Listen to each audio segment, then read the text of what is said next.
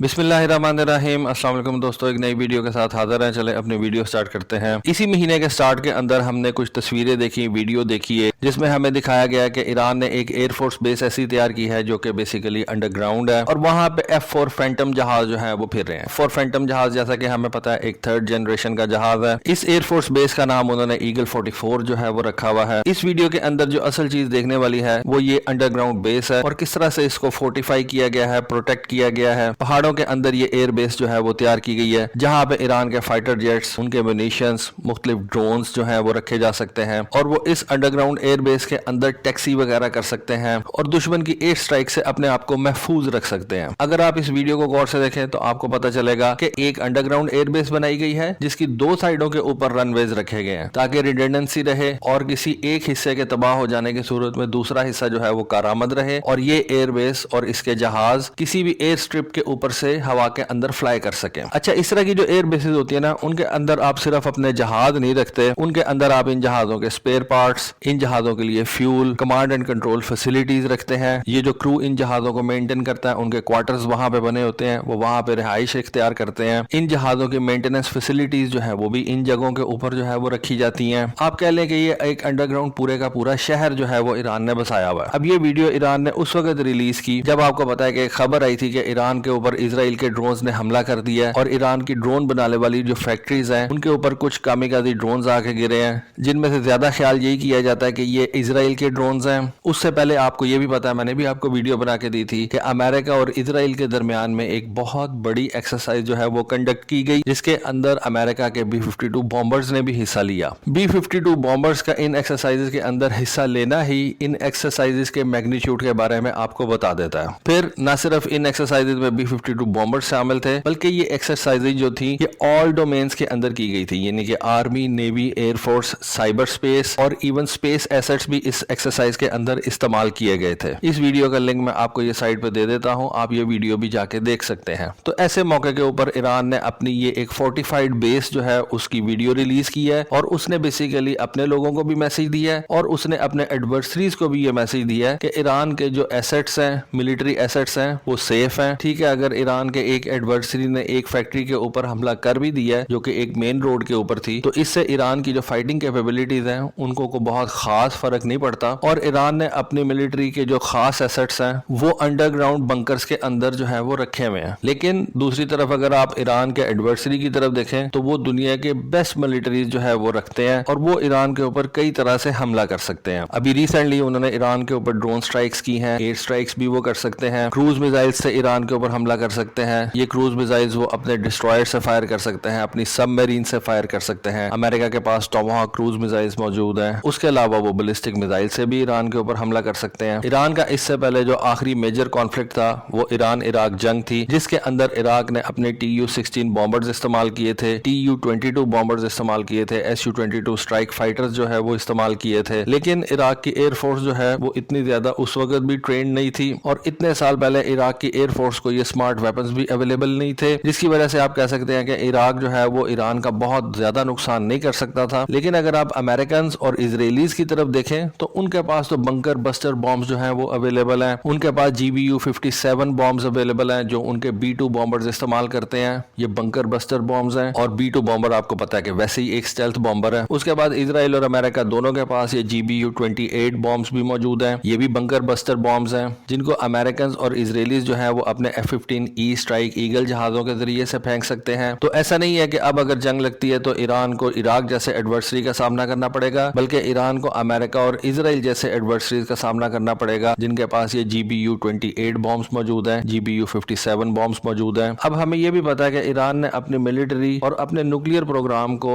इन पहाड़ों के नीचे जो है वो रखा हुआ है, अंडरग्राउंड रखा हुआ है। ईरान जो है ना वो बेसिकली एक माउंटेनियस कंट्री है, बहुत बहुत बड़े बड़े पहाड़ी सिलसिले जो है वो ईरान के अंदर मौजूद है और इनका फायदा भी ईरान उठाता है। उसने अपने बहुत से मिसाइल सिस्टम जो है वो इन पहाड़ों के नीचे रखे हुए हैं। उनका जो न्यूक्लियर वेपन्स प्रोग्राम है वो इन पहाड़ों के नीचे उसने जो है वो डेवलप किया हुआ है। अब ईरान की एयरफोर्स की ये जो बेस है ये भी हमारे सामने आ गई है। लेकिन देखने वाली बात यह है कि क्या सिर्फ ईरान ही ऐसा मुल्क है जो इस तरह की अंडरग्राउंड बेसिस जो है वो तैयार करता है? अमेरिका के पास भी ये शेंजन माउंटेन्स जो है वो मौजूद हैं, जहां पे अमेरिका का NORAD का सारा सिस्टम जो है वो लगा हुआ है। NORAD के ऊपर मैंने आपको पहले भी कहा था कि मैं आपको एक वीडियो बना के दूंगा, लेकिन ये एक बहुत बड़ी वीडियो हो जाएगी। चाइनीज जो है वो भी इस तरह की अंडरग्राउंड बेसिस इस्तेमाल करते हैं। और मुझे याद है कि बहुत पहले हमने तस्वीर देखी थी कि चाइना के ये जो J-8 फाइटर जेट्स हैं वो एक अंडरग्राउंड बेस के अंदर जो है वो जा रहे हैं। अब यहाँ पे सवाल ये आता है कि क्या ईरान ने ये अंडरग्राउंड बंकर्स जो है वो खुद से तैयार किए हैं या उसने कहीं से मदद हासिल की है। डेफिनेटली इस तरह की बेस बनाने के अंदर ईरान की अपनी एक्सपर्टीज भी शामिल होंगी, लेकिन समझा यह जाता है कि दुनिया में इस तरह के जो अंडरग्राउंड बंकर्स हैं वो सबसे ज्यादा बेहतर नॉर्थ कोरियंस तैयार करते हैं। और चाइना और ईरान दोनों ने ये एक्सपर्टीज जो है वो नॉर्थ कोरिया से हासिल की है। नॉर्थ कोरिया से क्यों हासिल की है इसकी रीजन भी मैं आपको समझाता हूँ। बल्कि अगर आपने मेरी ये लास्ट 2 वीडियोस जो है वो देखी है, बिल्कुल ये लास्ट 2 वीडियोस जो मैंने बनाई है वो नॉर्थ कोरिया के ऊपर है। उनको अगर आप देखेंगे तो आपको नॉर्थ कोरिया के बारे में काफी ज्यादा कुछ पता चल जाएगा। ईरान ने इससे पहले लेबनान के लिए ये बंकर जो है वो नॉर्थ कोरिया से तैयार करवाए थे, क्योंकि आपको पता है कि इजराइल जो है वो लेबनान और सीरिया के ऊपर हमले करता रहता है। इजराइल अपना ये हक समझता है कि वो किसी भी कंट्री की सॉवरेनिटी को जो है वो तबाह कर सकता है, उसकी अपनी सॉवरेनिटी जो है वो खराब नहीं होनी चाहिए। इजराइल ये हक जरूर रखता है कि वो किसी भी सॉवरेन कंट्री के अंदर जाके तो हमले कर दे, लेकिन अगर कोई इजराइल के अंदर जाके करे तो उसके ऊपर वो बहुत ज्यादा आवाजें उठाते हैं, रोना पीटना शुरू कर देते हैं। तो ईरान जो कि लेबनान की बहुत ज्यादा मदद करता है, सीरिया की बहुत ज्यादा हेल्प करता है, उसने 2006 के अंदर इन्हीं इजरायली इन्वेजन से बचने के लिए हिजबुल्लाह को कुछ अंडरग्राउंड बंकर्स जो है वो तैयार करवा के दिए थे, जिनके बारे में समझा जाता है कि उनके अंदर नॉर्थ कोरियन स्पेशलिस्ट जो थे वो इस्तेमाल किए गए थे। नॉर्थ कोरिया को इन बंकर्स तैयार करने का बहुत देर से तजर्बा है। और नॉर्थ कोरिया जो कि खुद से एक माउंटेनियस कंट्री है जिसके अंदर बहुत बहुत बड़े पहाड़ी सिलसिले हैं, उसने ये टेक्निक कोरियन वॉर के अंदर डेवलप की थी जब अमेरिकन कोरिया के ऊपर हमले करते थे। फिर नॉर्थ कोरिया ने ये टेक्निक्स और ये एक्सपर्टीज जो है वो चाइना को भी दी, वियतनाम को भी दी।